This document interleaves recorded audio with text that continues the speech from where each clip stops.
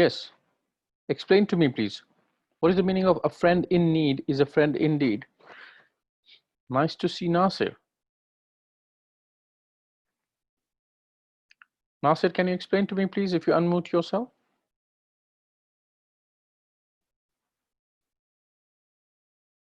Nasir? How come you all are so quiet today? Ya Allah, what happened? Come on, if you're going to be low on energy, then it'll transfer to me, then I'll be low on energy and it'll be very boring. I don't like that. I like some energy going on, you know. I'm not the average Maulana where, you know, I have to be sitting very seriously and everybody's listening to me. There are situations like that, which is fine as well. But when I have an interactive class like this one, it's not a class actually, it's just like an interactive session we are having. So come on, tell me, what do you mean by a friend in need is a friend indeed? Where's Abbas today? I'm not sure. Is that Nasir? Yes. Okay, Nasir, you explain to me first, or I'll come to you. I don't know. Oh, you don't know? Okay, No. Raza, you want to say something? A friend in need is a friend indeed means is like anyone who like needs a friend is a friend because he's trying to look for other people to like hang out with, play, learn, and do any like all that things. No, I'm sorry. A friend in need is a friend in need. Yes, Shabi Fatima? Does it mean maybe a friend in maybe if a friend needs help, he's like an actual friend if he asks you? If he asks you, did you say? Maybe for like help if he's in need of something. Then he will ask you. Is that what you mean? Yeah. Okay, a little bit together, a little bit getting there, but not exactly. I thought it was very simple, but I think it is not. So, anybody else? Yes, who's this? Hassan. Hassan. Yes, Hassan, go on. I think a friend in need is a friend indeed means like a friend that helps you when you need it is a friend indeed. Very true. Thank you very much, Hassan. So a friend is a person who can call a friend is somebody helps you at the time of your need is your true friend. Well, it is one of the things to being a true friend. So a friend in need, when you are in need and a person comes to your aid, is actually a friend indeed. And indeed means what? You actually make that word as one word, but what it means is like indeed, in actual fact, in actual activity, in the amal of the friend, the definition of a friend, a person who is a friend actually helps you out during the time of your need. So that's what it means. Now, this third statement that I made here is that you are the average of the 5 or 10 people you are surrounded by. Now, what that means is that the people who you are always around actually define you as a person as well. So anybody who wants to know, a person who doesn't know you, for example, if it wants to know about you, they will see who you spend your time with. And that's what the conclusion they'll derive, that, oh, he might be like this, or he might be like that. He might be a mixture of these things. So an average of the 5 or 10 people you surround yourself with will define you as the person that you are. Everybody got a pen and paper with you? Can you get a pen and paper, all of you? Yes. Okay, I'm going to give you a little exercise, a short one. You see what is written there? Write down your goals. You got to draw three columns from top to bottom, not rows, but columns. So on the left, write down your goals on a sheet of paper. So immediate goals, like what you need to do tonight, tomorrow, day after tomorrow, something like that. Then short-term goals are something that you need to accomplish by the end of the summer, end of the term, end of the year. And then long-term goals being in life, what are your goals? Can you write them down, please? I'll give you 1 minute, starting now.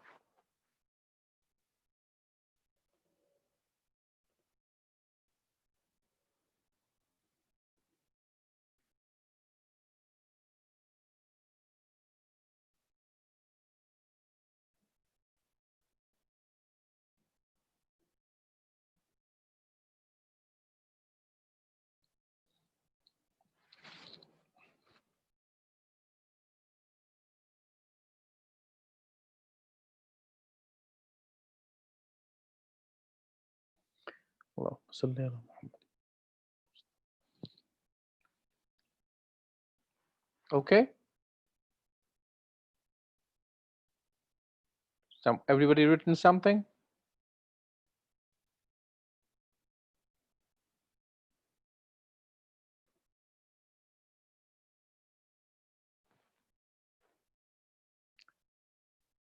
I want everybody to write your little goals.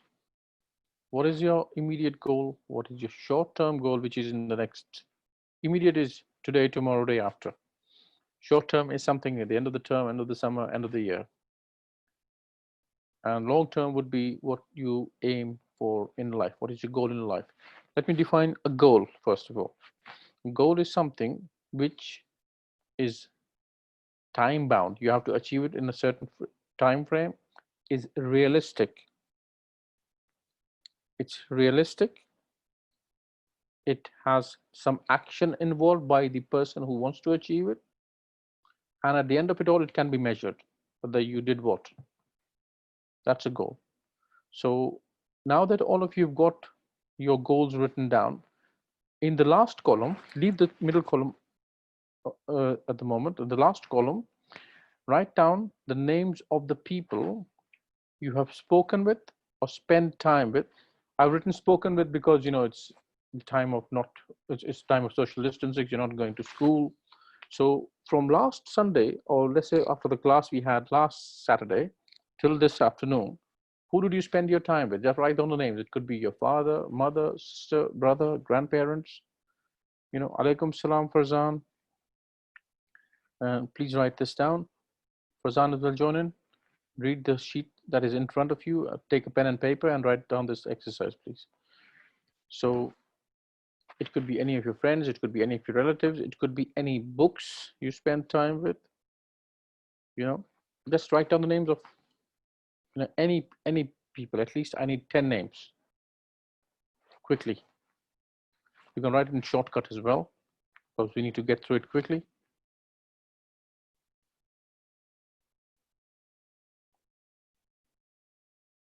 So don't use the middle column, use the right column. So you've got one column on the left, which you have written down your goals on. And then you have the second column, leave that blank. Then you go into the third column and write the names of people whom you spent time with or spoken with over the past week. And if you didn't, yes, calling your grandparents counts as well. You spoke to a grandfather, grandmother, whoever, whatever it was, just write that down.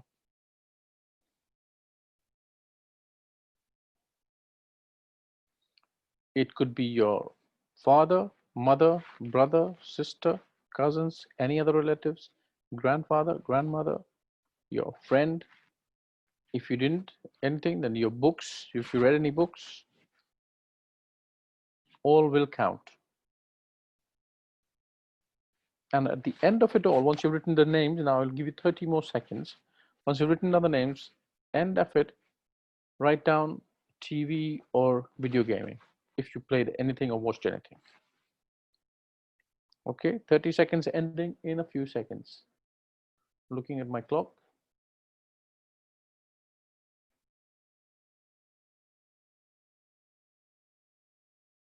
Okay, all done? All right now.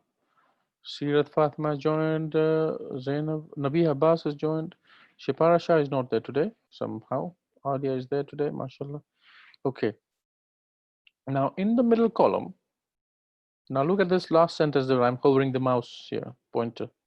On a scale of 1 to 10, 1 being the lowest, 10 being the highest, put a number on that person that matches up with each of your goals that you've written.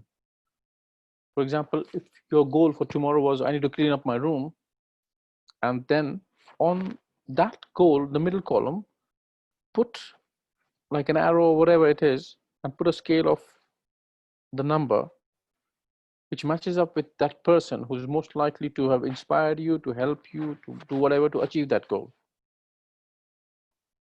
Or you have to please that person. Maybe your mom said you need to clean your room and you have a goal to do it by tomorrow or tonight or whatever it is. You have to clean the kitchen. Then you know who is the most important or who is the least important on a scale of 1 to 10.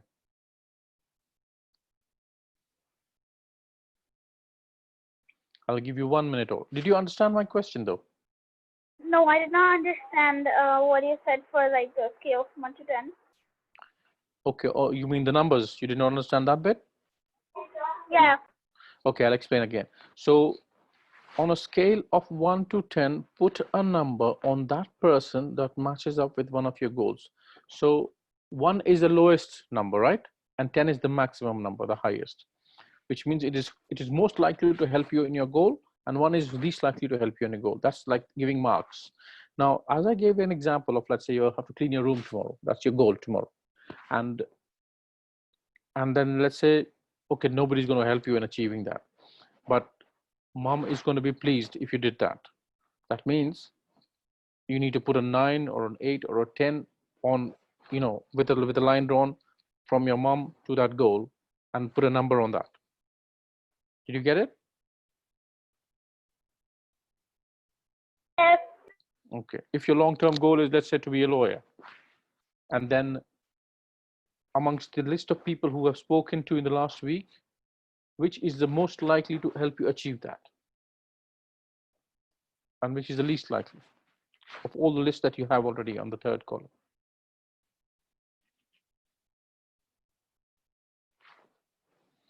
I'll give you 1 more minute.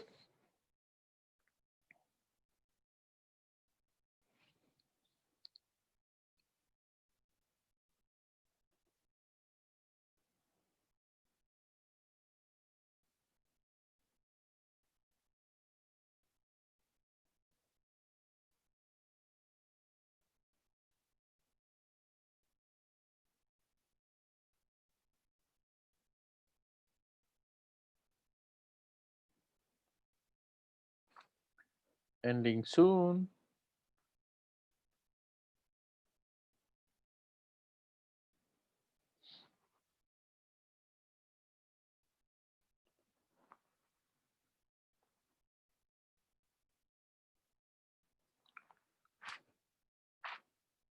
Ready? All done?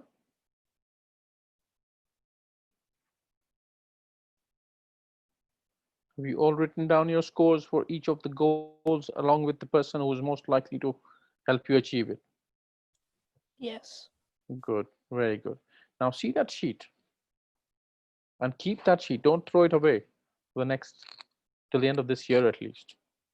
And see how you get along with your short-term goals, with your immediate goals, and the long-term goals. I can't see it right now unless you send it to me.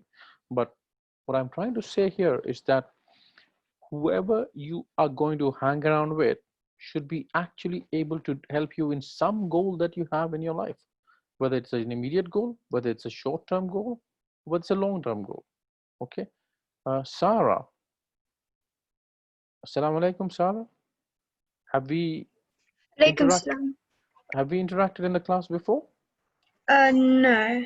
Is this your first session? Yeah. Okay, no worries. Cool. So I just did an exercise with the rest of the people. I don't know whether you were there or not, but I think you might have missed it out. But you see this slide here? Yeah. This is the exercise we were doing on a sheet of paper. But because of shortage of time, we are going to move on now because everybody is finished. But you haven't missed a lot. Inshallah, we'll make you catch up. Thank you. The topic is about friends today, right? Okay.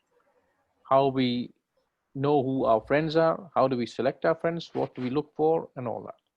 So let's go to the next slide and see what happens. So the type of people we spend time with is an indication of who you are, or who we are rather. It's a mistake here. Let me make it correct. It's good that we're not having a slideshow, otherwise I can't change anything. So the type of people we spend time with is an indication of who we are. The reason you spend time with those people are because you have something in common with. That makes sense, right? We spend time with people because we have something in common with those kind of people. Is that fair or not? Yes. Yes. You don't want to spend time with somebody you don't like, or you like to watch, let's say you like to watch sci-fi shows and somebody likes to watch soap dramas and all that stuff. Then you don't want to spend time because either we do things together or we do things separately. So you do your choice, we do my choice. So now friendships can go stale. Look at this heading here. Do you understand what it means?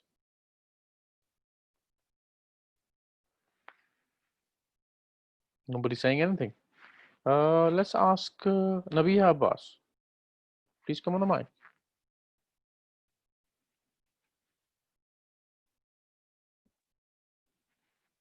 Nabiha Abbas, out there?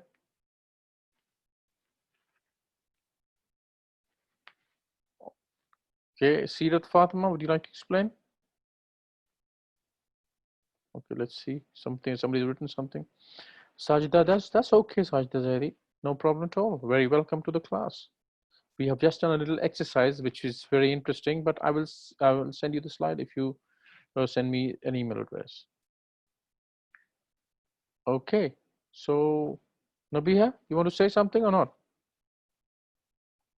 Friendships go stale. Who's going to speak about it? Come on, man.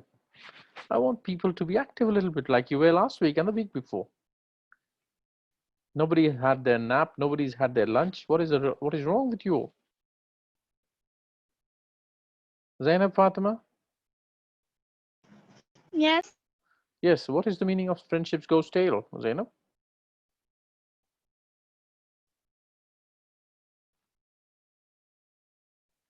Do you understand that? I don't know. Okay. Raza, you want to say something? What it means where if friendships go stale, it means that like friendships they stick. Like they're like with you like forever. Ah. Do you know the meaning of stale? Like something like that sticks, or something that like can't move. No, Raza. Stale means something which is not fresh. Old? Old. Besides being old, sometimes old is very good as well. Yes, Iman, you're very right. Friendship's not going so well and falling apart. That is very true.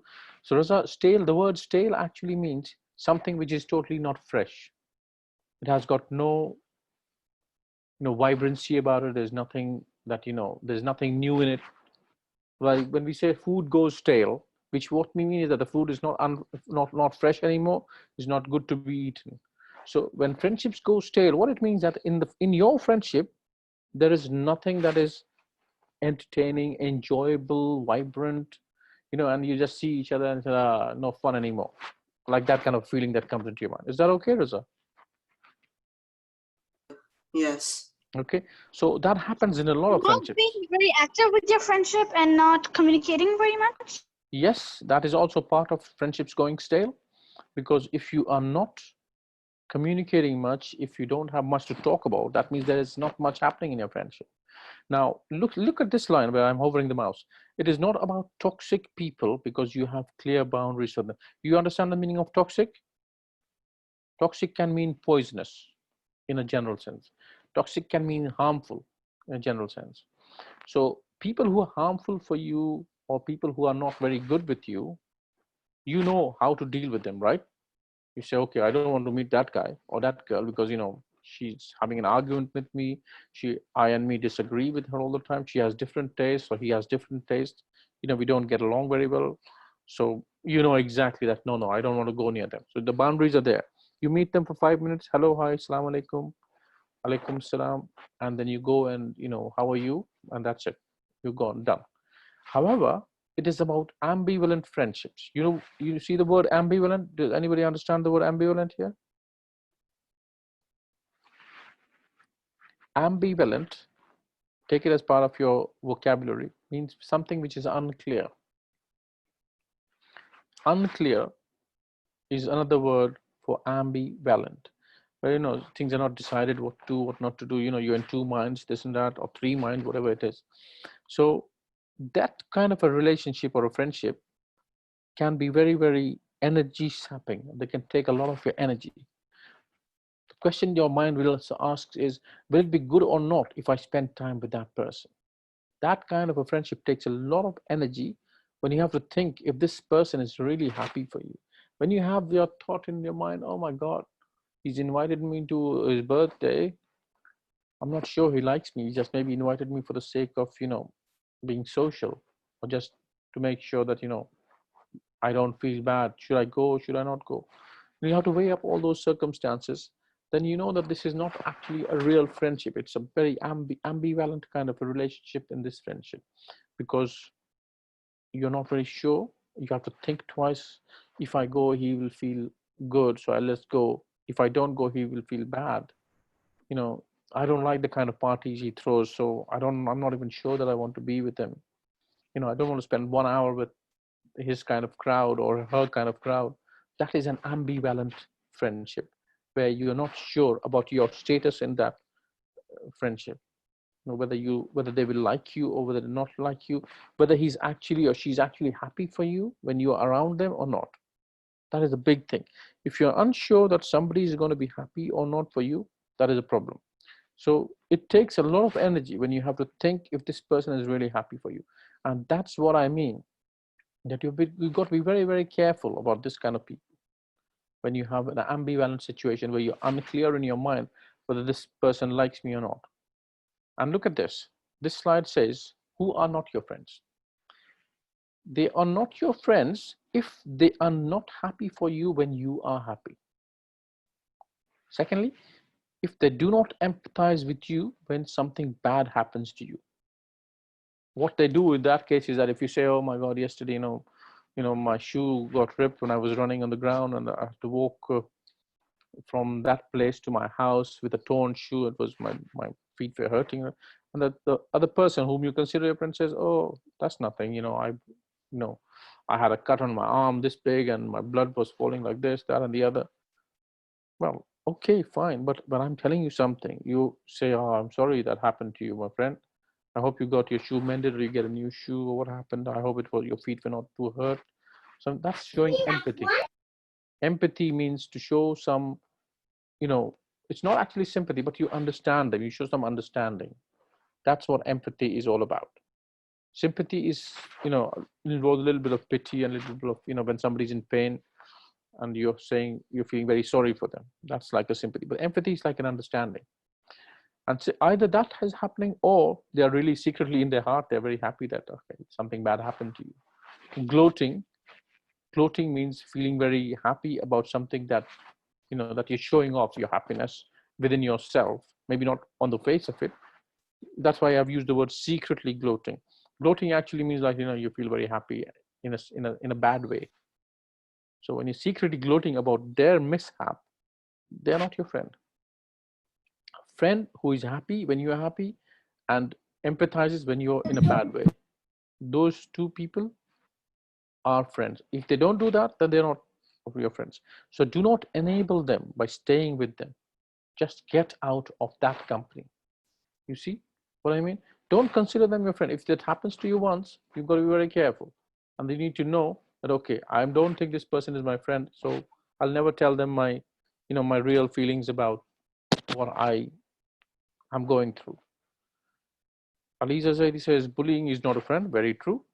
Iman says, when you be friends with someone for 40 days or more, you pick up their habits, good or bad. Very right. Very good point as well. When I say friends for 40 days, I would use the term when you are in communication or in contact or around them.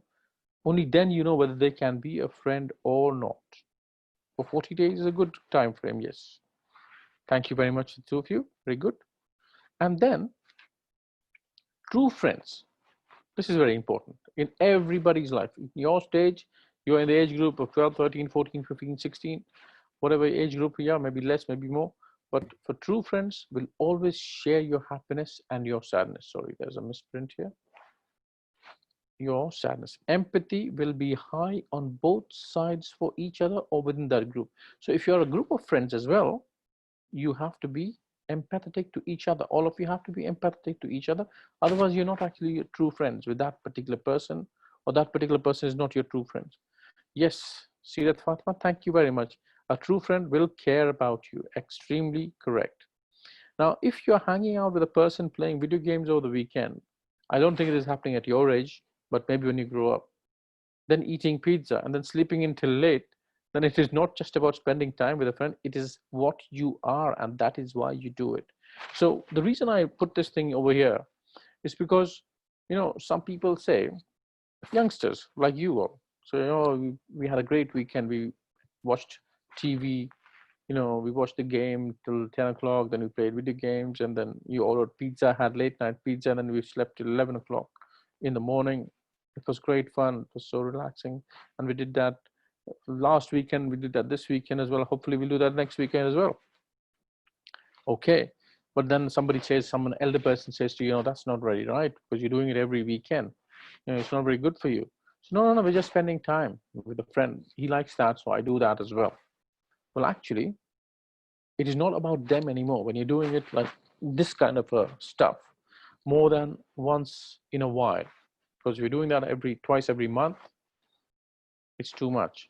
It's not about them anymore. It's about what you are, because you do that, and that's why you get those kinds of friends who like doing that.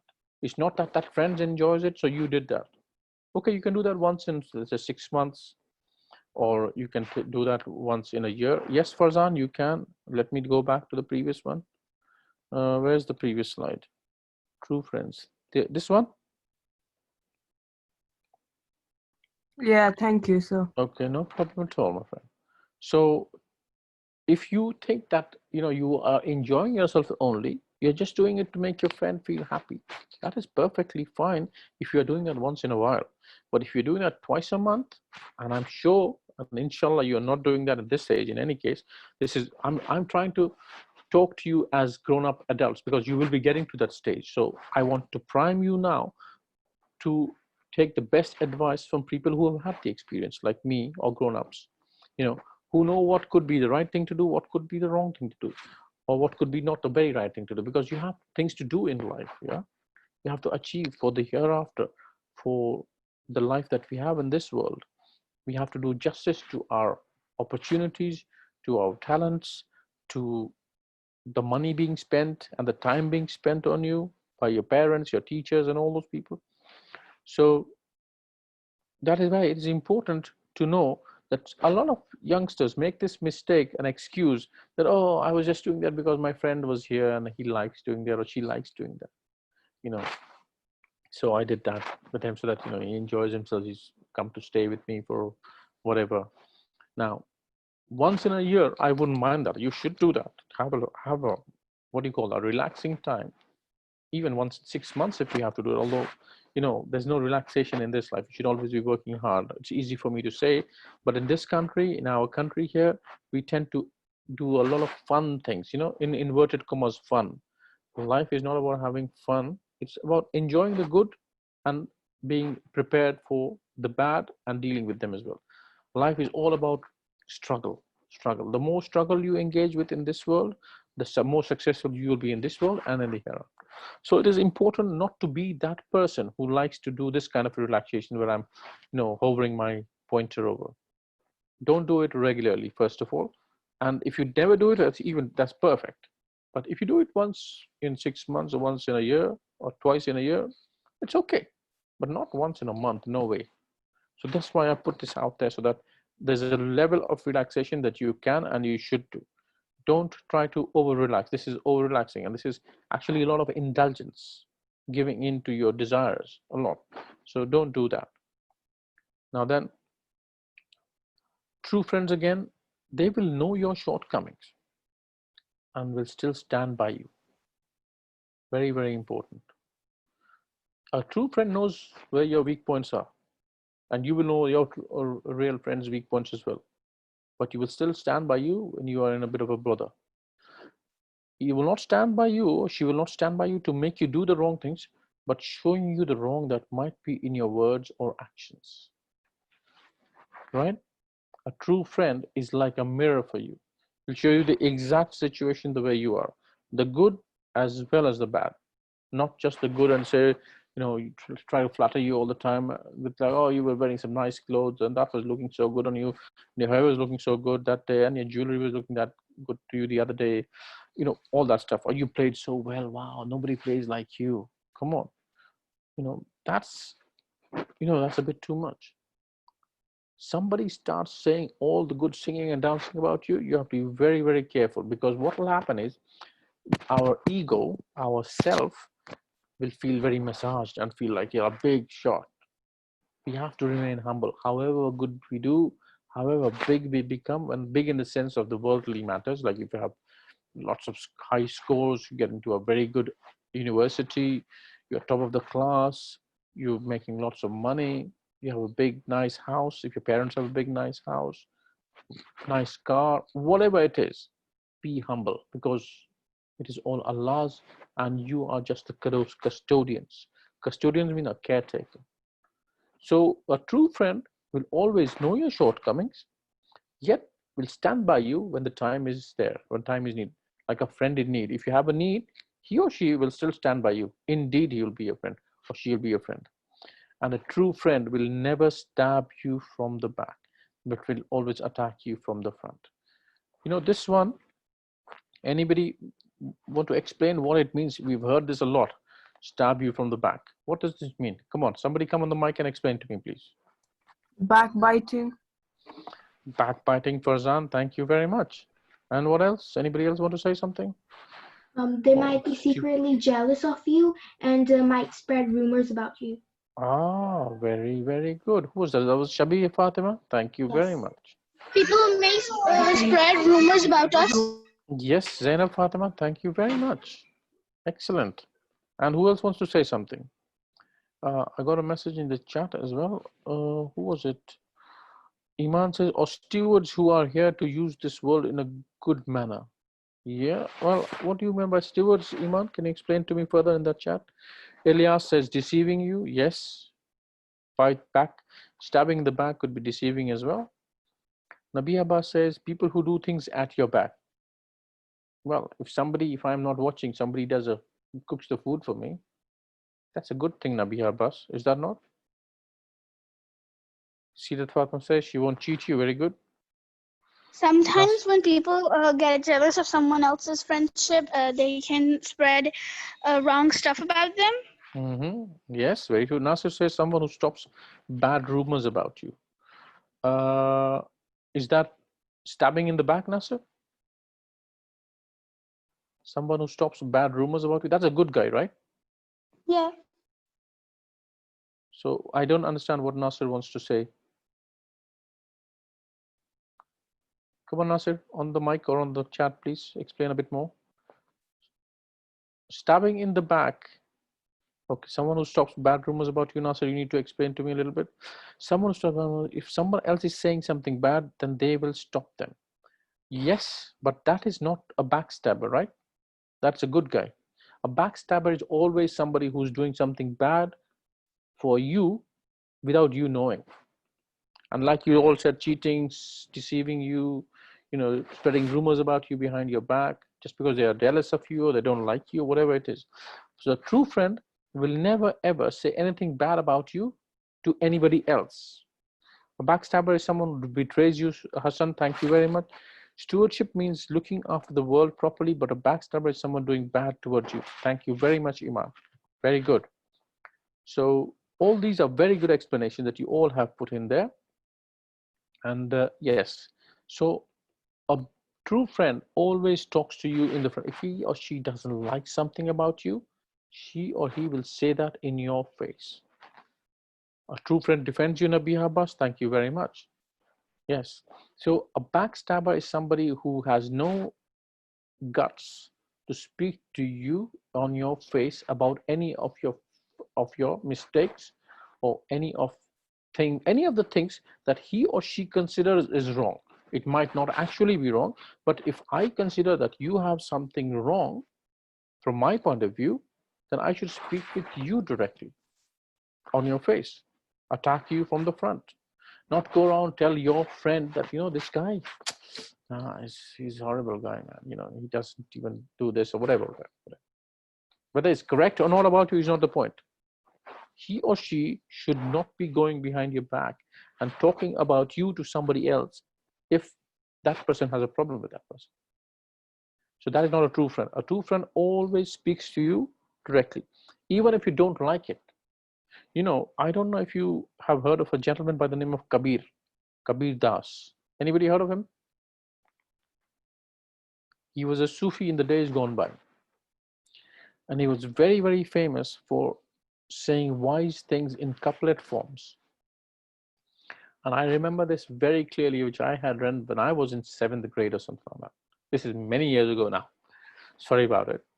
So this Kabir Das, you can Google him. Who was Sant Kabir Das or Saint Kabir? He was in northwestern India. He grew up in that part. At that time, India was like right from the end of Afghanistan till all of Bangladesh and all that, from up and down, all from China to the ocean. So it was a big land, it was called at that time. And he said, I'm going to say the original words that he said in, it was something in Hindi. He said, Nindak niare rakhiye angan kuti chawar. Binu pani, binu sabana, nirmal kare subhai. I am pretty sure none of you understood what I said. Is that right? Yes. You understood it? Should we hear Fatima? No. No. I say yes, we don't Yes. understand. Yeah, you don't understand it. Okay. You can speak. Yes, I can, Imran, thankfully. So basically what he says is keep a critic close to you. Keep your critic close to you. You understand the person who's a critic, somebody who criticizes you. So keep your critic close to you, just like the shade of a house. A house, it means he actually meant a hut. Just like the shade of the hut is close to it. So wherever the house is, the shade is always attached to the house. Keep him that close, or her that close.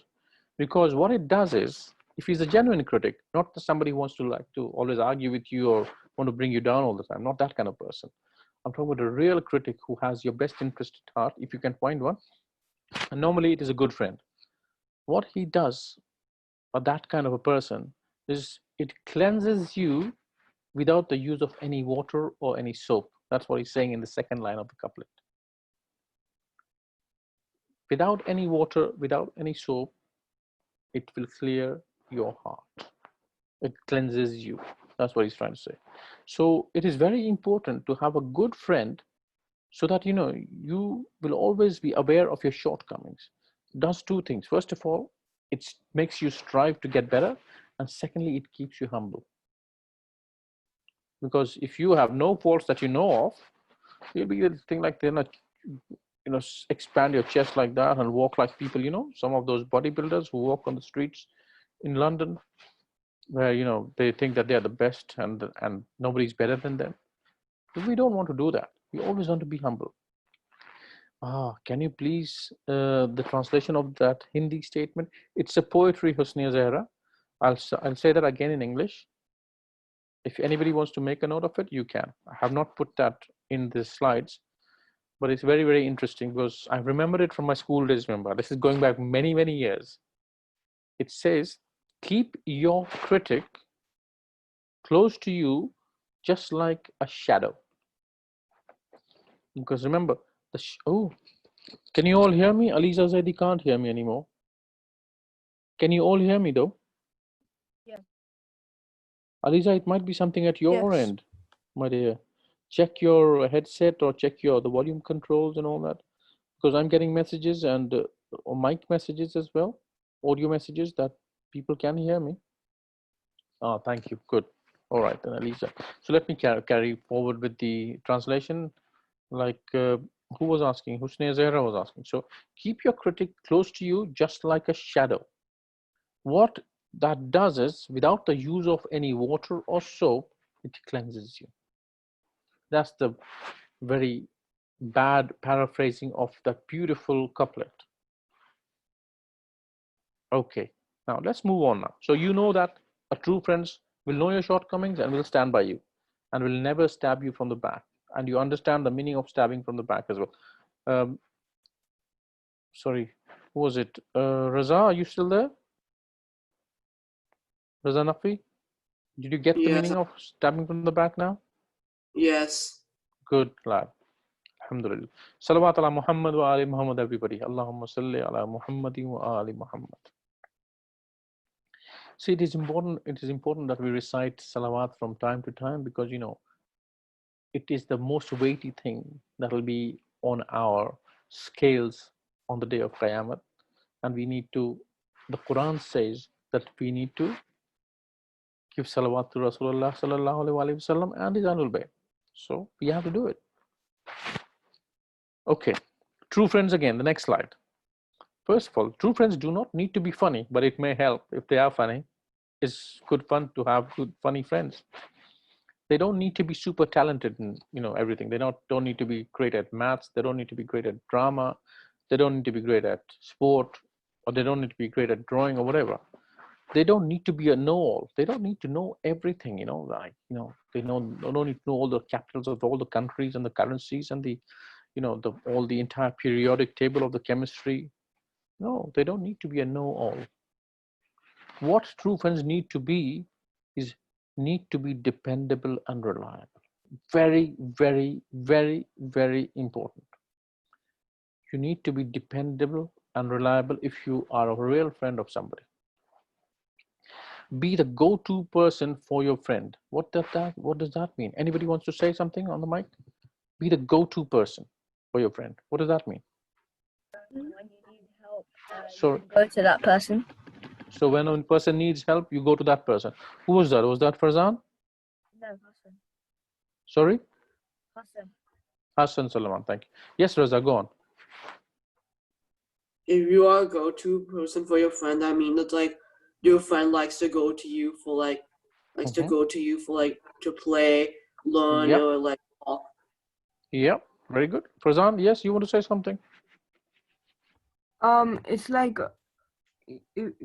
you being the go-to person means like if your friend needs help with anything or if they're like in trouble, so you can go to them and like you can share your troubles with them and your issues and they will help you sort it out. Very good as well. Thank you very much. Yes, who wants They to say? involve us, they support us, and they forgive us and encourage us. Yeah, very good, very good.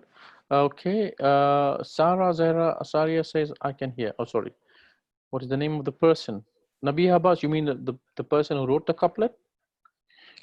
Okay, I think quite a few people are having difficulty in hearing me.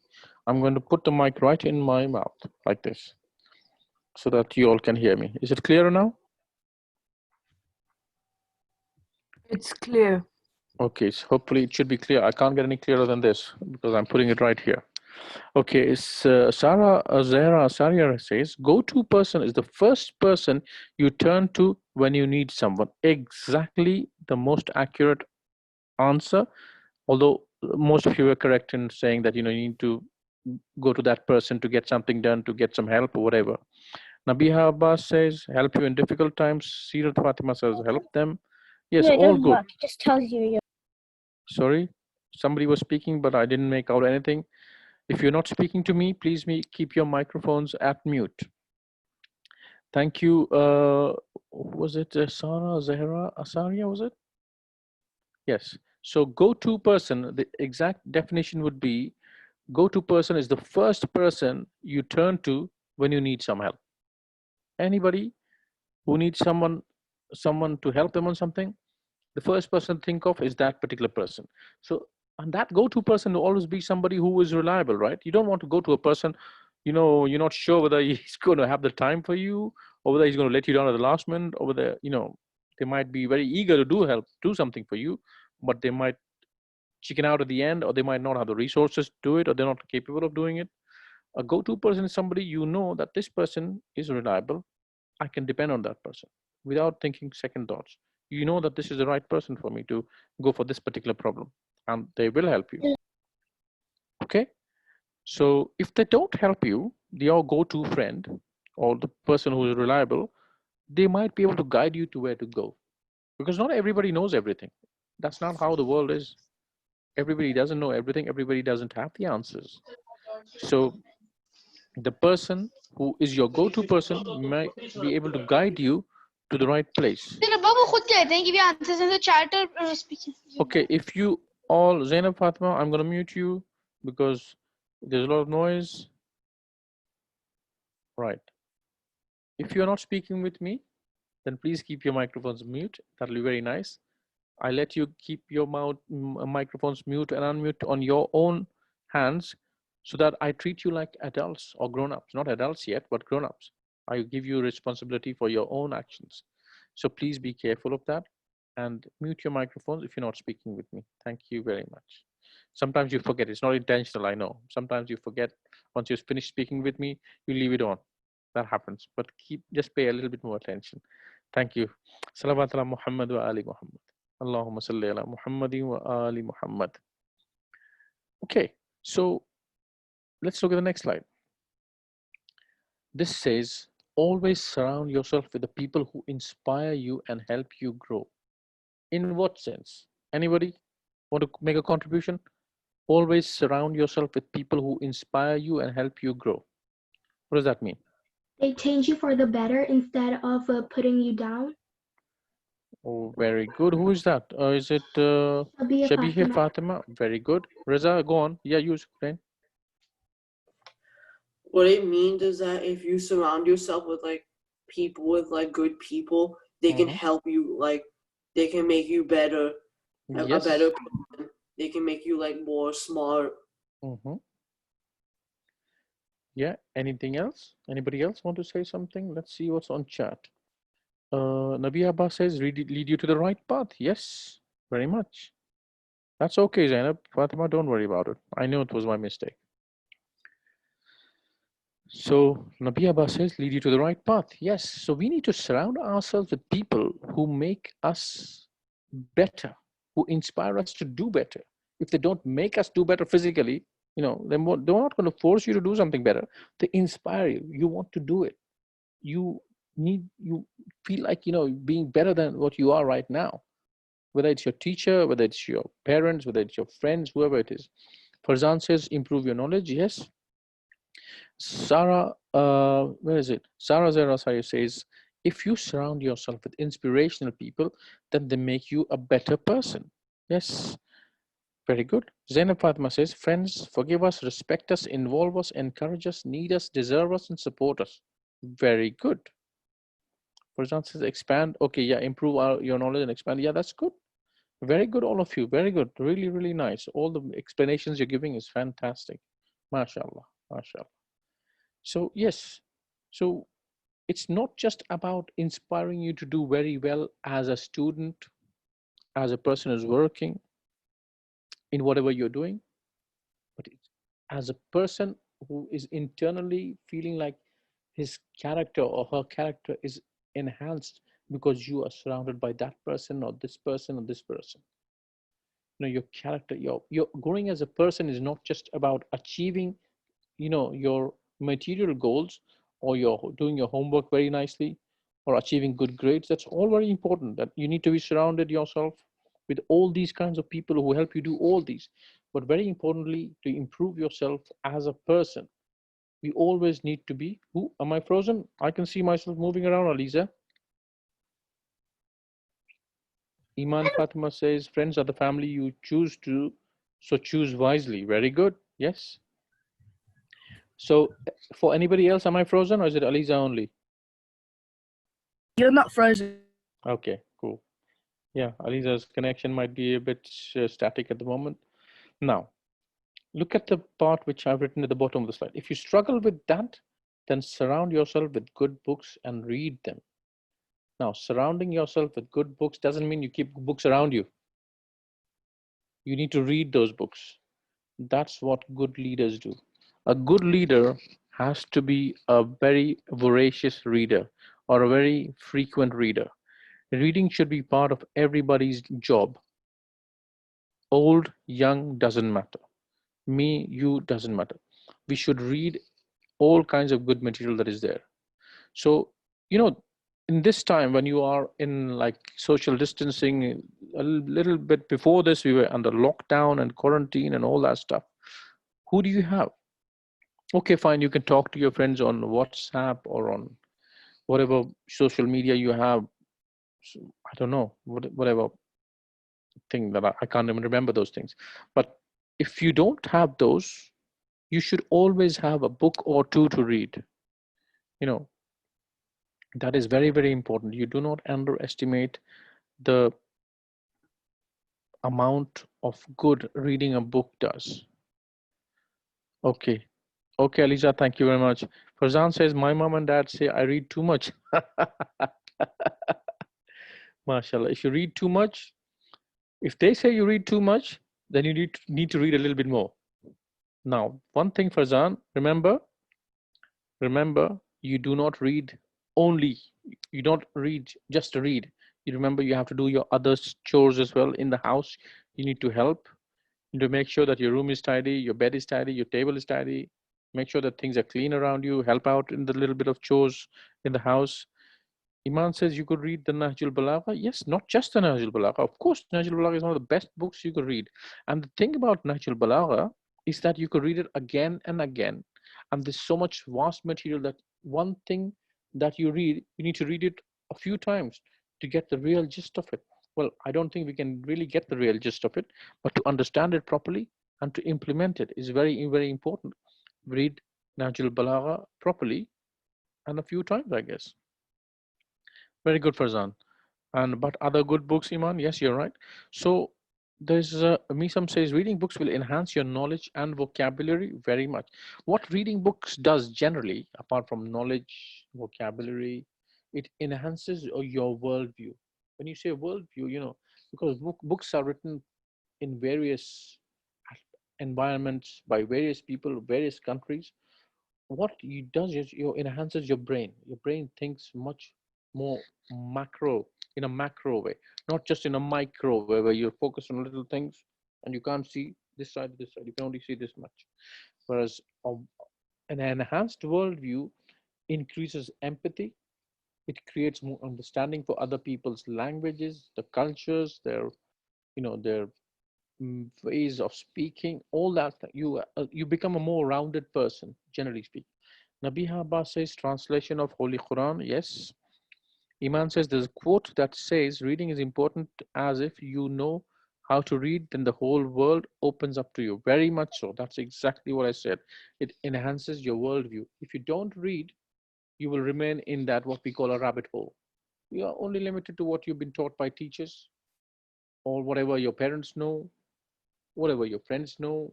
Basically listening to somebody else's stuff. Whereas remember, there's a difference between reading, yes, you remain in a box. Uh, Reading and watching something is two different things. A lot of people will say, we watch a lot of documentaries to enhance our knowledge. That's fine. That's okay.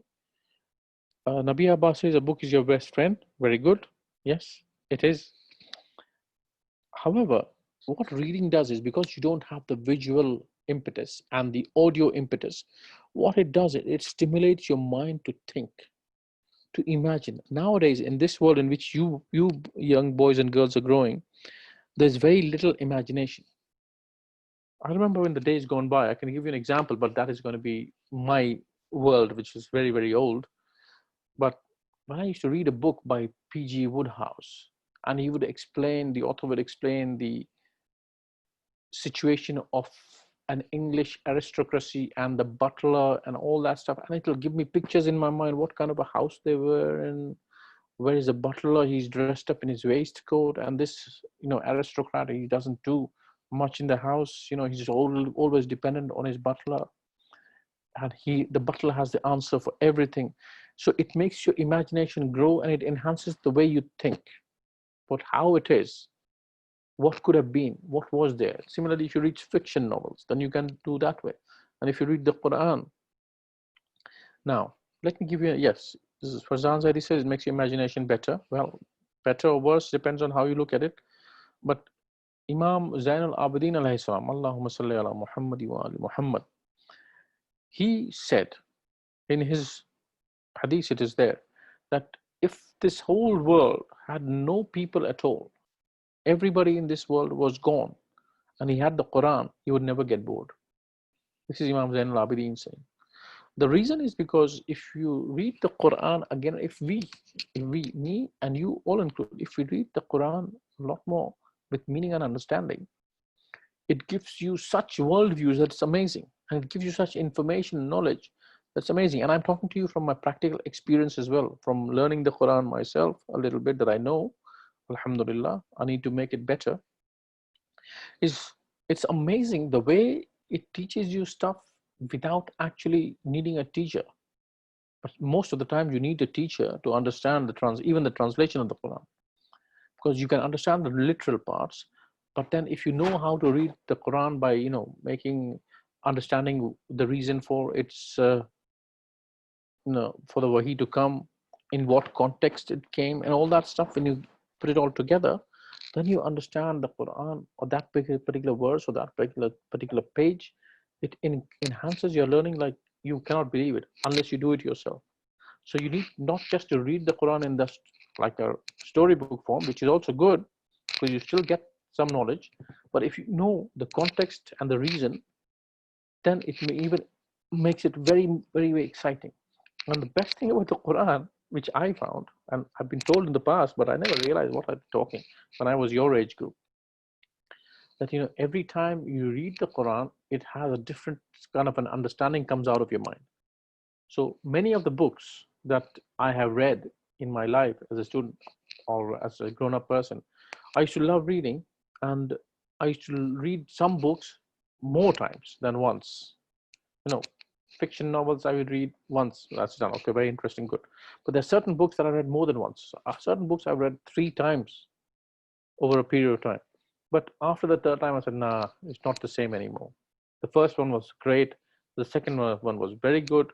But the third reading, okay, I've had enough of it. I've done that. So the Quran is not like that. It has a different meaning. Husni Azera has put me in a spot.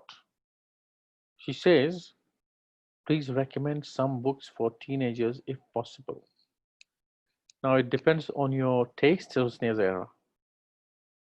I used to like reading a lot of fiction, a lot of novels written by English and American authors when I was a young boy.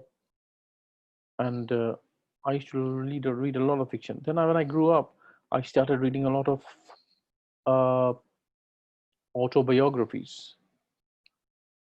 And yes, very good, Iman. She has mentioned the book Great Expectations. If you can read it, it is very good. Is Great Expectations by the Bronte sisters or Jane Austen, or is it Charles Dickens? I can't even remember anymore. Charles Dickens, yes. Yes. So Great Expectations is very good. If you can get hold of Oliver Twist, it is fantastic. If you can get hold of the Pickwick Papers, very, very nice read. These are all literary classics in English language. And they are very good books, but read some informative books as well. If you like physics, read physics. If you like chemistry, read books on chemistry. Things like that. Any book which has something good in it is very good to read. Okay, let's go back to the slide. So what I was saying was, if you do not have people to surround yourself with, don't surround yourself with the wrong people. Surround yourself with books, and not just keep the books around you, read the books. It's the main thing. There's no point in having the medicine all around you. If you're sick, you need to take the medicine to make yourself better. Otherwise, there's no point in surrounding yourself with the best medicines and the best doctors. What's the point? Okay, next slide, let's go to. We have done only half the slides, but we have spoken about this, but I'll read through this slide already. Make books your friend, and you will notice ideas grow in your mind. Those ideas make you ask questions, and then you read more to get more ideas to answer those questions. Then you automatically gravitate towards people who have read such books and have had such ideas to discuss these ideas and come up with a newer idea. You build up the knowledge, and that way you have more chance of gaining wisdom. We already discussed the main things about the books and all that. I want to focus on the last sentence here. You can read it again while I'm talking about it. Of gaining wisdom. Wisdom is something that is not in books. Wisdom, you can gain knowledge from the books, which might help to enhance your wisdom. There's only 2 ways, and even out of those 2 ways, only one way is the one that happens. Wisdom happens, and this wisdom is given by Allah subhanahu wa ta'ala. Depending on what you're reading, what you're doing, how you're eating, how you're sleeping, what you're eating, when you're sleeping, all that stuff. Wisdom is from Allah subhanahu wa ta'ala, and through experience. The wisdom that you have as a 12, 13, 15, 16-year-old cannot be the same as somebody who is 45 years old, He or she might be from the villages, but they have more wisdom than what you have because of their life experiences. Somebody raised a hand. Yes, Farzan, go on. So how did Luqman get his wisdom? See, that's the thing. Very good point. Very good point. Luqman was known as Hakim. Hakim is somebody who is wise. The English translation of Hakim is wise. Now, Allah gives wisdom, Farzan. Allah is the one who instills wisdom in your hearts and minds. To think right with all the knowledge that you have and execute the right action, something that is from wisdom, and that wisdom comes from Allah subhanahu wa ta'ala. And what it helps is your piety, the kind of food you eat, how much you sleep well or not, how much backbiting a person does, how much sins a person does, how many good things a person does. All these things can help or affect the wisdom. And the more goodness you have, the more chances of gaining wisdom. And of course, studying more and more, especially the Quran, is a big source of wisdom. Not just because of what is written inside the Quran, but because of the barakah of the Quran. Because you're learning from the Quran, Allah gives us wisdom if you learn the Quran more. This is not just bookish things I'm saying. I'm talking about real life experiences from what I was before I started reading the Quran. When I say reading the Quran, I don't mean just the Arabic version. I mean understanding it as best as I can, with the help of my teachers, with the help of my friends and my peers, discussing things, arguing about things. That helps to increase the knowledge, and that may affect the wisdom, the levels of wisdom. Okay, yes, I will go back up a slide. Let me just go back. Where am I? Click this one, Iman. No, I have your email address now. So inshallah, I will send you this today's slide and last week's slide as well, Iman. Don't you worry. Inshallah ta'ala. I mean, I have had. Can you explain more about wisdom? Of course. So Misam asks that question. It is a very, very important question. Wisdom is something which is called in Arabic hikmah. Hikmah in Urdu, Hindi, we call it hikmat, or Farsi as well, hikmet.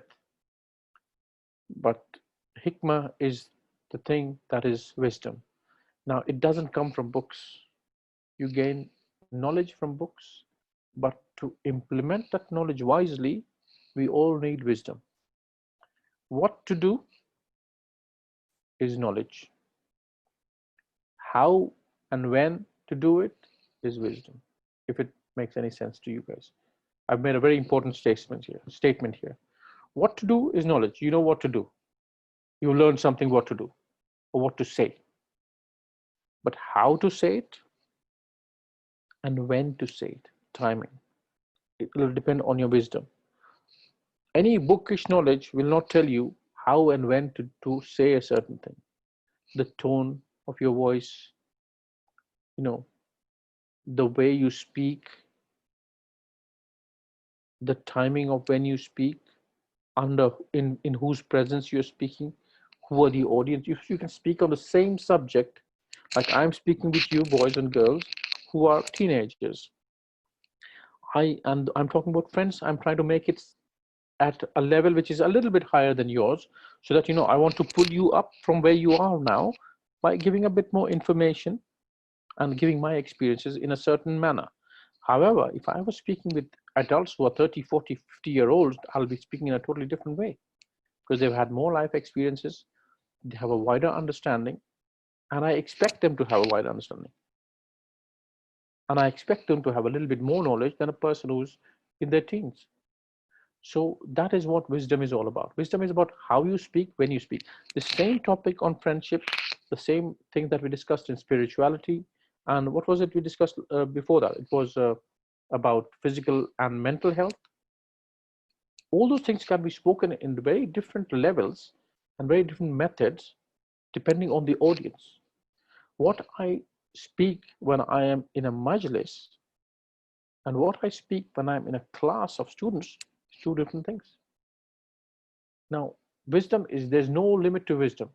I will request all of you. In fact, I will actually insist on all of you. When you do dua for people to Allah enhance their wisdom. Allah enhance everybody's wisdom. if you seek this dua for everybody else, inshallah ta'ala, it'll affect you as well. Because there is a hadith, I'm just digressing a little bit, that says you can always ask Allah ta'ala for yourself. And it is good to do dua for yourself. So when you seek dua for yourself, one-to-one from Allah subhanahu wa ta'ala, there is a chance Allah might accept, Allah might not accept, depending on how much hijab we have between us and Allah subhanahu wa ta'ala. When I say hijab is like a barrier. It's not just a cloth that you put on your head. No, no, no. Hijab is a barrier. Hijab is something that it's like a curtain. It could be one curtain, 10 curtains, 100 curtains, depending on how much sins we have, which is between me and Allah subhanahu wa ta'ala. That's why our du'as struggle to arrive at Allah subhanahu wa ta'ala. And even if it arrives, Allah is the all-wise. He knows whether this dua should be accepted right now, or shall we leave it for later, or maybe not in this world, maybe in the hereafter. Your duas are always listened to by Allah subhanahu wa ta'ala. It depends what kind of dua we have. However, the point I'm trying to make here is that when you pray for somebody else, when you do dua for somebody else, then what happens is the angels recommend your dua to Allah subhanahu wa ta'ala. So that now this person is praying for X, Y, and Z, whom X you might know, Y you might know a little bit, Z you might not even know. But you're doing dua for them to get wisdom or get health or whatever, get rizq. And the angels recommend your dua to Allah subhanahu wa ta'ala. Say this person is praying for these people, give them more. So the chances of acceptance or getting the dua back for yourself is much higher when you pray for somebody else. So all of you keep that in mind. All of you are very smart people. I've realized this in the last 3 weeks that I've been with you, are very intelligent people. I just wanted to give this little gem, which I learned when I was much older than you are now. Because I was always praying, Allah, give me a nice job. Allah, give me a nice car. Allah, give me a good house. Allah, give me this, give me that. But then suddenly, one day, somebody told me that, when you pray for somebody else, I read about Lady Fatima Salamullah alayhi.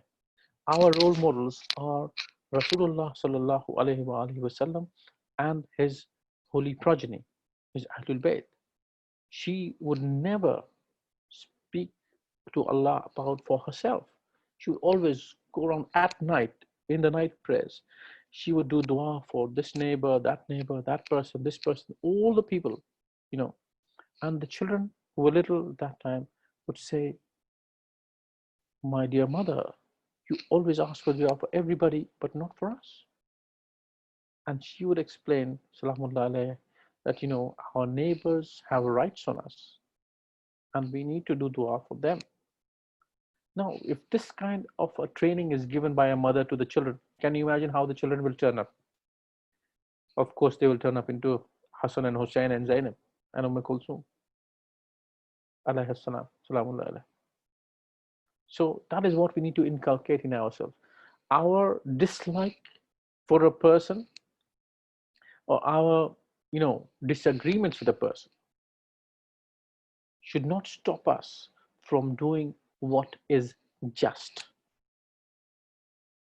What is just is to seek dua for everybody, whether we agree with them or not, for all the good people that we know. Not just because you have a disagreement with somebody doesn't mean that they are bad people or you're a bad person. You have a fight with, that happens sometimes. But we need to be just with ourselves. Justice is something when you do dua for their guidance as well, for their rizq as well, for their good health as well. I've seen people, when they get angry with somebody, say, may you be cursed, may you fall sick, all that stuff. Why? No, just had an argument. Just keep your language in check. Keep your thoughts in check. Do not let this get to you. Always pray good for the others. And I guarantee, inshallah, the good will come back to you. Because Allah is seeing everything. And if it is genuine coming from your heart, guaranteed you will get the good. Even if you have challenges, difficulties, whatever. But if your intentions are not there from the heart, and you still are praying to Allah for good for the others, even though you don't want to, it is still a good thing. It's better than not doing it at all. But have that feeling of intention of good for everybody, which is coming here in this slide. Because when you work hard, especially on friendships, and you do not see immediate reciprocity, Do you understand the meaning of reciprocity? Anybody heard the word reciprocal in mathematics?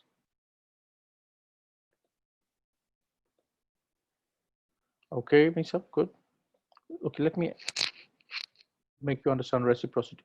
Reciprocity is something, if I do good to you, you do good to me. So what you have done is you have reciprocated to me. Because I did good to you in the first instance, so now you're reciprocating with good towards me as well. That's what reciprocal means. I do it to you, you do it to me. Iman not exactly repeats, but it returns, doing it back to you is what reciprocal means. Like decimal, that's it, something like that. Yeah, mathematics is slightly different, but you're right, 2.66666, very much so, yes. So yeah, so if you work on a friendship, you know somebody, you like somebody, and you do try to do, when you want to impress somebody, when you like somebody, you want to do things that they like. So if you found out that your friend likes, let's say, a particular kind of dish, you try to, when you get an opportunity, to take some for that person so that he or she will like it. But they say thank you very much and they eat and enjoy it, that's it. But they never reciprocate to you. They never do it in some form or the other about things that you like yourself. It happens in friendships. Whatever you might do for your friends, it might not be done by the friends back to you. And that causes a feeling of despondency, despondent. You become sad, you become low, you feel, it's no good. I like doing so many things for him or her, but she or he doesn't do anything for me. It can make you a bit despondent, sad, because people like to be appreciated for what they have done, and they want good things to be done to themselves as well. It's normal human tendency. But that's why you have used this statement here.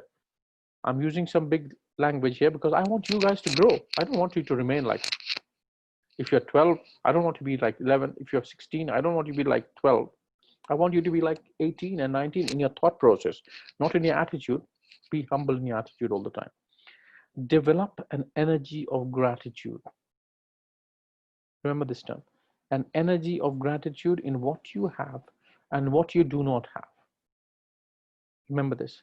An energy of gratitude means always be thankful for what you have. Always be thankful for what you don't have, because you never know what might be wrong when you have that, something that you always wanted or you've seen in a friend of yours. So have an energy of gratitude, contentment. A content person is the richest person in the whole world. You cannot buy that person. You cannot sway that person. You cannot make that person unhappy. You will never find that person being jealous, never be backbiting anybody else, because that person has an energy of gratitude for whatever he or she has. That energy can keep you very grounded. It'll give you peace of heart and mind, and it'll keep you happy, because you're always thankful for whatever you have and what you don't have. There's a difference between human beings and animals in this one. We always think that if we get something, we have to be grateful for that. But if we don't get something, then what are we going to be grateful for? I asked for something, I didn't get it. So there's nothing to be grateful about. But there is always a thing to be grateful about. If you haven't got it, despite your dua, don't think that Allah is not listening to you. Allah is upset with you. It's another. Allah is never upset. It's we who go on the wrong or go on the incorrect that makes us all the duas go here. For example, it has been an hour and a half right now. We only have just about half an hour to go. If anybody wants to take a break and go somewhere, you can go and come back. I'm not giving a break today, sorry, but if you want to take a break yourself, go and come back. A glass of water or a bathroom break or whatever you want to. Okay, so develop an energy of gratitude. This is from individuals themselves. Nobody's going to teach you. Everybody's going to say, madrasa is going to say, parents are going to say, teachers are going to say, be thankful for what you have. They will train you with their words, but it has to come from within you to be grateful for literally what you have and what you don't have. Don't compare yourself with what others have, because you are not living in their shoes and they are not living in your shoes. The person who is content, is the most rich person ever?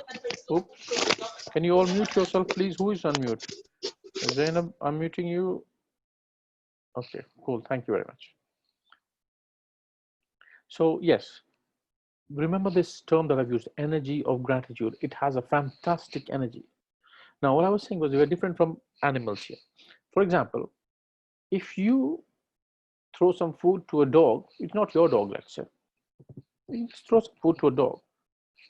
He or she, or whatever, depending on the gender of the dog, he'll eat it, wag its tail or her tail, show you that very happy, very grateful, very thankful, wag its tail, be very grateful. The look on the dog will be changed towards you. Now, every time at that time, that particular dog will come near your house or wherever you are, or pass by where you are going at that time, because they know that at that time you go from there, and when you go from there, you give some food to that dog, and the dog is going to be wagging his tails. But if you don't give food one day, the dog would wag his tail. It's okay, fine, he's gone or she's gone. Didn't give me food that day. It's no problem. So an animal always is thankful when you give something to them. And that's where the difference with human beings. Human beings should be grateful and thankful even when they don't get what they want.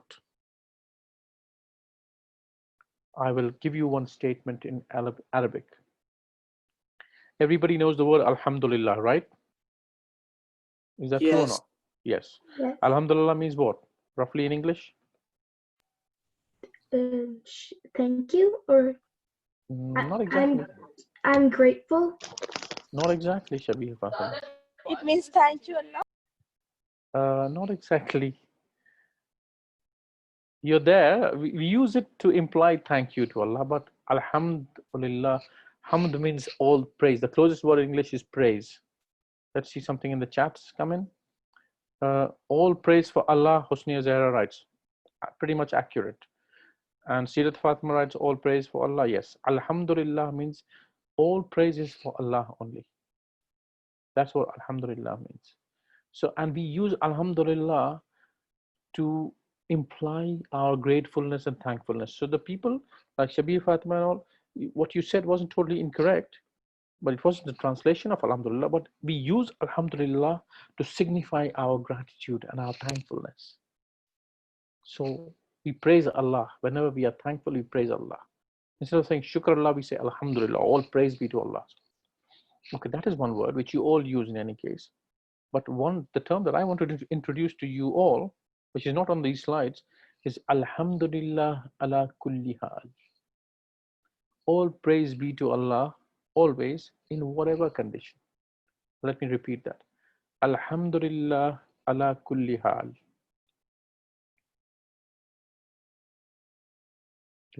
Maybe I should write this down here in English.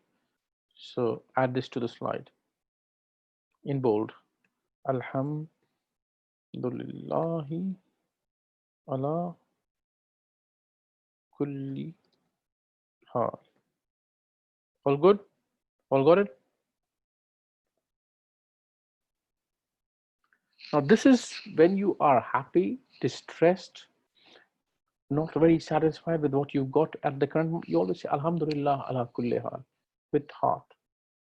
Under any condition, under any condition, all praise be to Allah. I'm very thankful for what Allah has for me. Okay, let's go forwards quickly. Elders will tell you, do not get under pressure by your peers. What is that? Can somebody explain? What is peer pressure? Yes, Raza? It means like you get pressured by like people or like your friends that you get pressured to like do this thing. Even it could sometimes help you or sometimes not be helpful. Yeah, good point. Thank you very much, Raza. Anybody else want to say something? Because we're running short of time and we have got lots to go through. I'll push by a few slides because I took some digression and gave you some extra inputs. Okay, let's see. Somebody's written something on chat. Imran says, pressured by friends to do something which can cause you harm in any form. Not cause you harm, but just pressure from friends or from your group of people. For example, You're talking about, okay, you're Sometimes asking me the there are question. friends who Go on, you say. so they smoke and you're tempted towards smoking, but you really don't want to. It can cause you harm, Very good example. Very good example. Very good. or So you it can be understand. the same for drugs. Yes, very good example as well. So let me go to the next slide, then you will be very much clearer. My take, this is my personal take, is as an adult, is that peer pressure is a great thing if you have the right peers. Do you agree with this, Iman? Because you were speaking about the drugs and the smoke. Yeah, You yeah. agree? Yeah. Because if you have the right peers, peers means your people at your level, in your class, in your sports group, in your madrasa, in your class, mainly being under your group. So if you have the right peer group, then the peer pressure is going to be a great thing because it can drive you forward, right? But if you have the wrong peer group, like you said, it could be smoking, it could be drugs, it could be drinking, it could be, being mischievous and creating a lot of problems for other people, because there's a lot of fun in doing things which are naughty and bad. At least some people think that, which is why they do that. Otherwise, they won't do it if they don't enjoy it. So when we grow up, our peers can be in a position to dictate our diet, finances, marriage, and many other decisions. Like in our friend circle, for example, my friend circle. So which school does your child go to? Oh, this one is better than the other one. So you will think, okay, maybe because my friend knows that this school is sending his children there, the school is better, so I send my children there as well. Somebody says, no, this restaurant is better than that for this particular kind of food. So we'll go, okay, let's go to that one for this. Don't want to go there. All that kind of stuff. So peers can be very, very influential in what you do or what you don't do, which is why it is good to have not just good, it is imperative, it is important that we have the right peer group. We surround ourselves with the right people, like we discussed earlier, and it affects our decisions in a big way. You tend to buy certain things from certain shops because your friends said that is good. They recommend you. And imagine if the friends were not the right kind of friends. If you didn't have the right friends, maybe you wouldn't pray on time, or you wouldn't pray at all, because they're playing the games. Okay, it's Maghrib time. Okay, we'll pray 2 hours later. We'll play first. So that kind of peer pressure is always there. So be very careful about that. Now let's look at the evolution of friendship. Some people are still friends with their school friends when they are in their mid-40s, while some people are not, whether they live in the same area or anywhere else in the world. Why does that happen? Let's have a look at why this happens. I'm not asking you this question. Let's have a look at why this happens. You probably know people amongst your parents who say, oh, when my friends, we meet together, we have the great fun like we used to have when we were in college or in university and all that. And some people say, no, I don't enjoy with my friends anymore. School friends were good, but not anymore. Don't enjoy that much. So why does that happen? Let's see. And this is very important in the evolution of friendship. You understand what evolution is? Things move on, they change, they develop. Sometimes they go backwards, they go forwards. That's kind of an evolution. It moves on, basically, going from one stage to the other. So let's look at this. If you and your friend have the same likes and dislikes, this is just a theory. Whatever I'm saying about friendships is all through experiences and reading stuff here and there, because I'm a qualified coach as well, so I do all these things a lot. But there's no law to this. This is the only way about friendship, because there can always be some side theories on it. But the main crux of the matter is very, very important, which I'll come to the end of it. When I come to the end of it, you will know. So if you both have the same likes and dislikes and the goals, when you were 15 and when you were 30, then you will still get along. As you got along when you were in school, you'll get along when you're 30. So same for both of you, makes you get along. Next thing is, if you both have changed and evolved in your likes and dislikes, your goals and worldview, then you will still get along. So you have changed and your friend has also changed. You will still get along with, whether you were 15 or 30. For example, you went on and started your business, let's say, for example, when you were 25, and you started like a takeaway shop or something like that. And your friend also, when he or she was 25, they started some kind of a business where they were doing property or something, just as an example. And then you meet up when you're 30, say, yeah, I did this and did this, I like this. And you also already know what you liked when you were in school. So, but now you have something more in common. Your goals are there as well in your business. So you have a business certain type, he or she has a business certain type, you know, and you're still heading in a similar direction. So, and your worldview is similar as well. Worldview means what you think of life should be like. If that is similar, that has changed to the same degree, then you will still get along. Change in you and change in the other person at a similar level, it'll be good and you will get along. Now, in this level, if you both have the same likes, dislikes at 20, 15, no, then, sorry, this is the old one. This is the old slide, I beg your pardon. The change that I've done. Now this one is the one that you will not get along. If you have not changed from when you were 15 and your friend has changed when she was 15, then you will not get along because there's no commonality anymore, right? Makes sense, right? If you still like the same thing, do the same things, and your friend doesn't, they have changed to whatever they've become now, then you won't get along as you got along when you were 15. At 30, you won't have the same things to talk about. It doesn't make anybody a bad person, but there's no connection between the two of you. So that person is no more a friend of yours. You still know them, you still have companions, but you're not any friends, any close friends anymore, because you don't have any commonality, no connection. So how to choose friends? From what I have read, there are 3 phases of friendship, although I can change this a little bit now.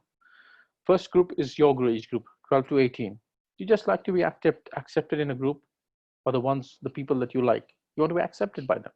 That's the first phase of, in life.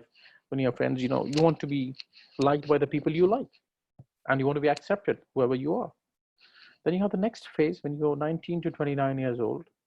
One experiments a lot with people. Should you or should you not hang out with X or Y? Should I go with them? Should I not go with them? Should I go with their lunch because they've invited me? I don't know. I'm not so sure. Let's go and see how it goes, and then we'll decide. That kind of thing. And then you have the 30 plus group, is when you have a bit more clarity in your mind about who you are, about yourself, first of all, and also about what you want from your relationships. When you are a bit more clear, then you know exactly the kind of people who you want to associate with. Now, this is quite, I would say, I think it's an older theory, but I would make this as 35 plus. I'll make this as 19 to 35 years, because nowadays people are not as clear by the time they're 30. They're still struggling. I don't know why, because there's too much information, but the ability to make a decision from those information is quite poor in our modern age, which is information age that we have. We have so much information, Google, and you'll find everything about it. And you can ask experts as well in certain fields, you'll find a lot more information.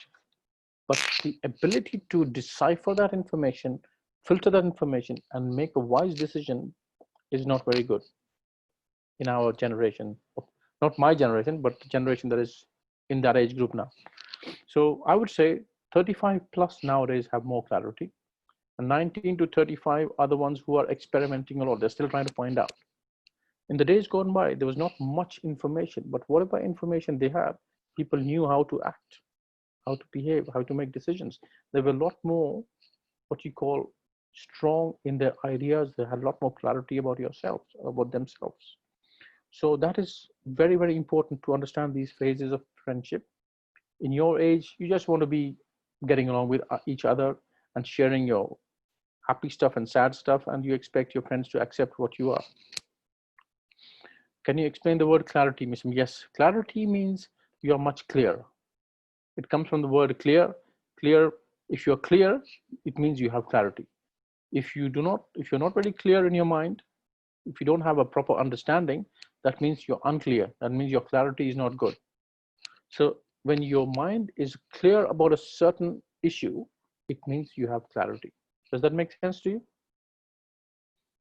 Here, the clarity I'm talking about is awareness about ourselves, about our likes and our dislikes, and what I want in my friendships, in my marriage, in my work, relationship with my colleagues at work, all that is, this is about seeking clarity in those things. Clarity means that am I clear in what I want, or am I still confused, or am I not sure? So we need a lot more experience to get more clarity. Okay, next bit is there are three kinds of people in life. This is standard, whatever age group you want. One is a group who you aspire to be like, or whom you want to be like.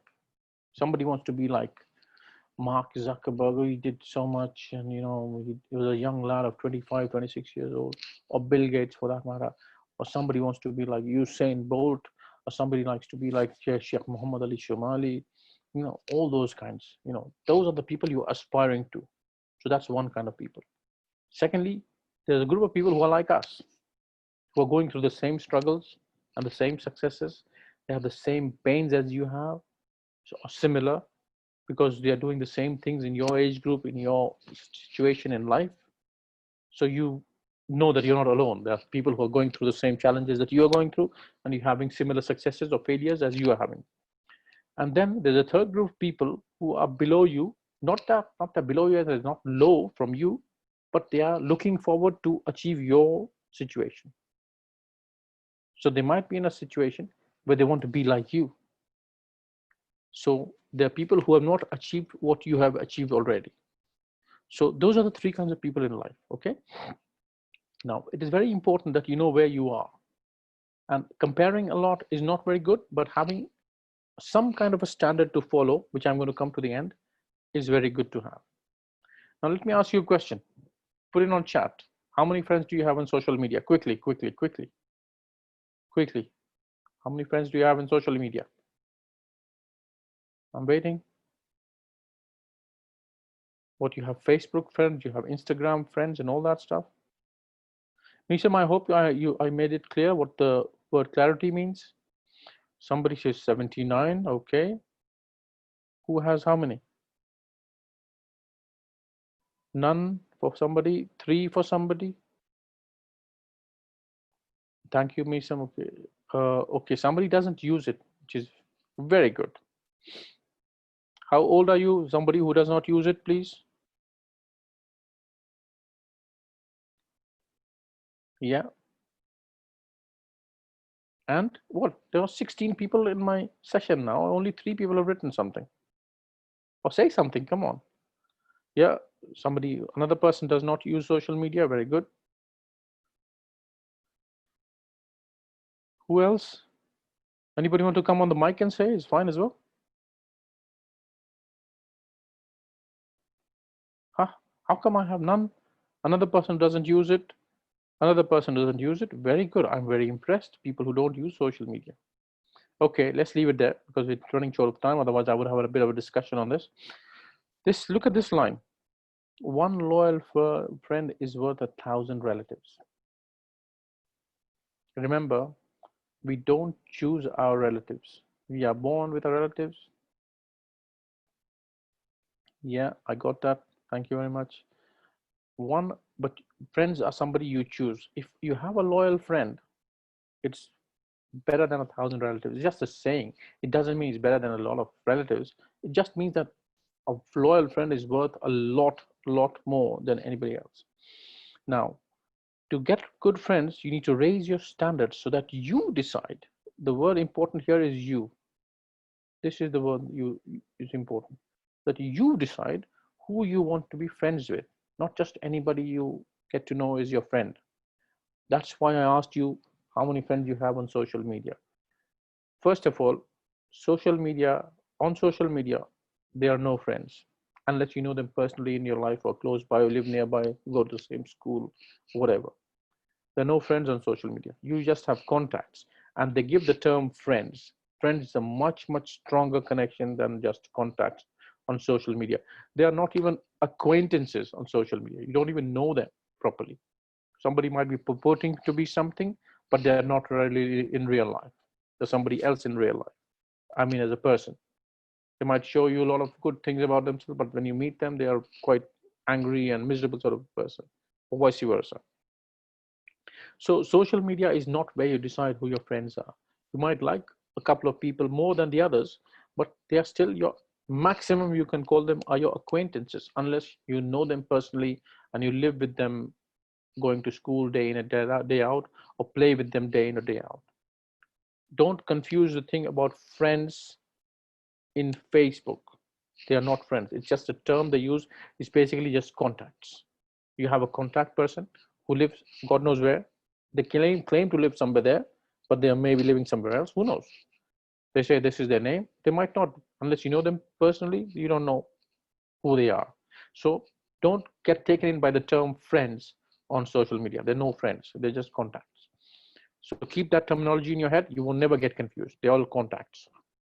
So raise your standards so that you decide who you want to be friends with, and then you can be selective after that. If you raise your standards, I say, listen, I will not be friends with anybody who does not pray salah on time. You've already eliminated God knows how many people, because you are deciding and you have a standard on which it's not that, you know, I will not be friends with anybody who doesn't pray. No, no, no. You should never be friends with anybody who doesn't pray, because one can get into bad habits. Be friends with somebody who always prays on time. That is a very strict standard. Praying on time is very important for us. It has lots of barakah. It's not the right forum to do it right now, but I would like to give a talk whenever I can. I've done a lot of talks on this praying on time. But praying on time, if you have that standard that I pray on time, I want my friends to pray on time as well. I want to be associated with people who pray on time. Khalas. Just an example I'm giving you. Then you can be selective. You can select who you want to be friends with. And it's easier to eliminate people who you don't want to be friends with. And this, again, this says raise aspirations. Aspirations of being a good communicator, being a humble person, being a generous person. And find friends who have common goals and interests. Most friends are like, they get along because they have commonality. You get attached to people who have common interests. Even if you don't have common interests, somebody says, oh, I'm from this city. And you say, I was born in this city. And then you become, oh, okay, wow, wow, wow. Smiles all around. Although you don't know that person. As you maybe get closer, when you start communicating even more, you might decide, no, that person is not for me. We might have been born in the same place, but that's a point of common ground where you start getting together. That's what I'm trying to say here. So find people who have common goals and interests, to be better as a person, to do well in school, to read more books, to behave properly with parents, to be kind to your brothers and sisters, and be with somebody who celebrates your victories with you. Remember something, a friend can be a friend when you're sad and down, because they will feel very important if they can help you. Maybe they can be secretly happy that he's having a bad time or she's having a bad time, and so you a lot of sympathy on the face of it, but at the back of it, when they're at home or something, think good, let them suffer. Those kinds of friends are there. Some might be genuinely very sympathetic towards you, so sad for you and all that. Generally in their heart they feel sad for you when you're down. But people who are generally affectionate for you will be happy when you are happy, because your enemies will never be happy when you're happy. Remember, the enemies might show sympathy. Munafiq, the hypocrite, might show sympathy to you when you are down and be very friendly with you and make themselves feel very good. Look, I'm your comforter and all that. That's good. If they comfort you in your sadness, it's good. But the one who celebrates your victories with you is a friend, because they're happy for you when you are happy. They don't seek happiness for themselves when you're happy, but they always get happy when you are happy. So somebody who celebrates your victories is the one you can choose.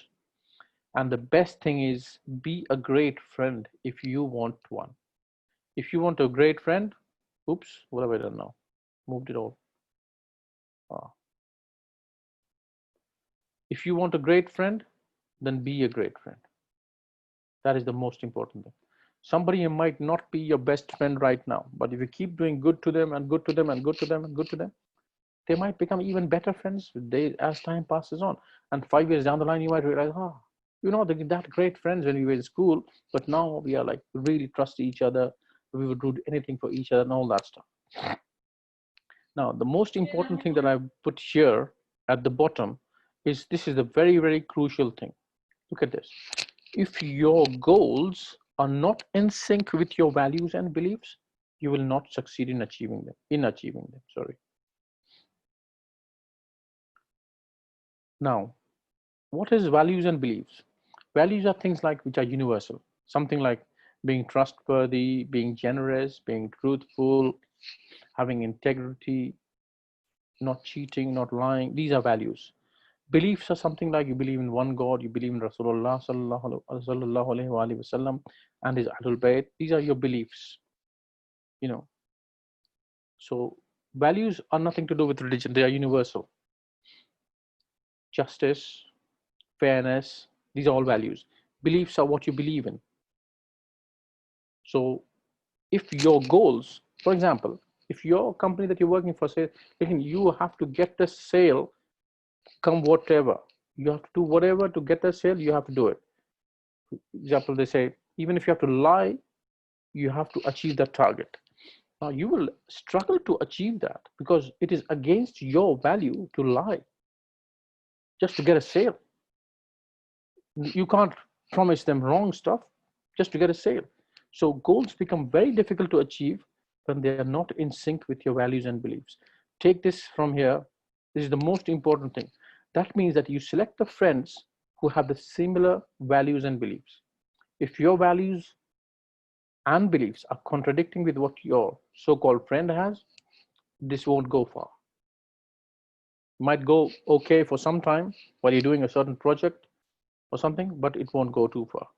So remember this, very, very important, that your values and beliefs should be in sync with your goals. And the other thing, the type of people, oops, sorry, did I miss a slide? Oh, no, whatever, this is at the top, sorry.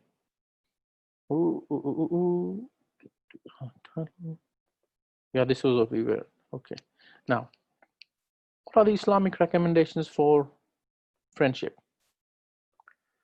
In a hadith from our brothers in Ahl Sunnah, quoting Rasulullah narrating from Rasulullah sallallahu alaihi wasallam, says that the friends in this world will be enemies on the day of judgment, except those friendships that were based on piety. Take this very seriously. I'm sure it must be somewhere in our books as well, in some form or the other, but this I've taken from one of the Sunni books. This is very, very important.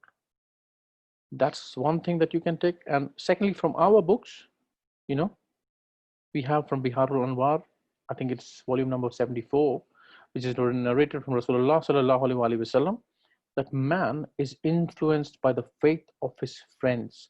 So be careful whom you associate with. In a non-religious term, we had already discussed this before. Remember, values and beliefs, they have to be in sync. Otherwise, if it's not, then you can be led astray by your friend.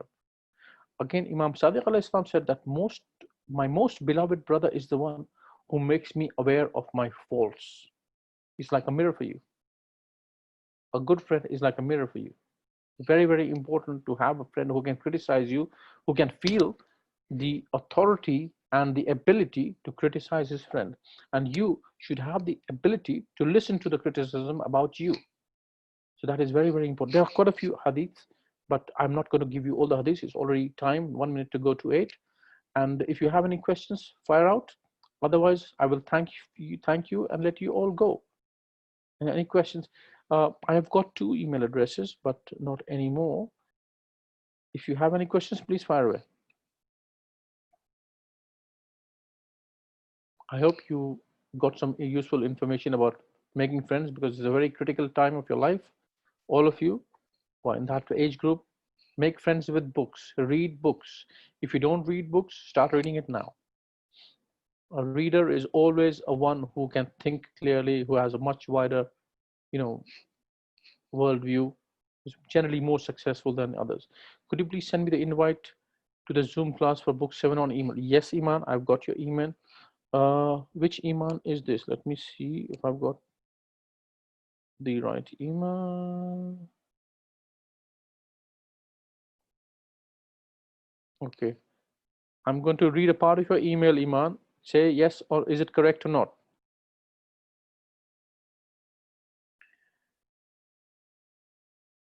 Iman FR1315. Is that you, Iman? No. Is that you who want to be in the Zoom? No, that's another Iman. Is it E Fatima? Yeah, I got you. That's the one. Okay, this is for the class. And Hosni Zara, okay. Inshallah khair, Hosni Zara. I will keep it like that. I'll pray that you're going to be okay. You know, your daughter's going to be, mashallah, get over this. Inshallah, alhamdulillah. I mean, everybody goes through challenges in life. So don't get very, you know, like I use the word despondent when you face challenges. Everyone, whether you're facing this kind of challenge with your situation or with your children's situation, somebody else is facing a different kind of a challenge. Everybody has challenges, and we have to use whatever resources we have to tackle those challenges. Don't get despondent, you know. Okay, some people have lesser than the others in certain circumstances. Some people have more than the others in certain circumstances. Doesn't matter, you know, as long as you give her the right guidance, you'll get better in that. But I am very firm believer in parents not always trying to give, you know, advice to the children. Give the advice, leave it for a month, 2 months, 3 months. Don't start pushing it, that advice every day, half an hour lectures every day. No, no, no. Calm and quiet. Give the advice, leave it to process.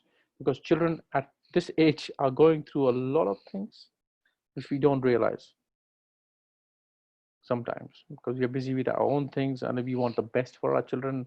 And when we see them suffering, or when we see them not doing as well as they are capable of doing, then you feel a little bit, why is this happening to this particular poor person?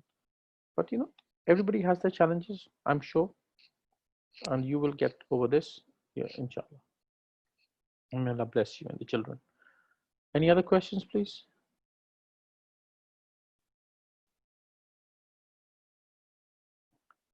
Iman Fatma, that is 1315. I will send you the slides for last week as well. I sent those nails over. Anybody wants to give email addresses? I'm ready to take them now before I forget and lose you all, because the time is over. Oh, okay. Husni Azara, Senior S. Mom.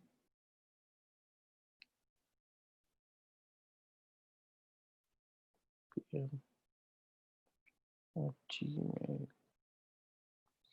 Let me get the spelling right. ASMAN PM. ASMAN PM, right?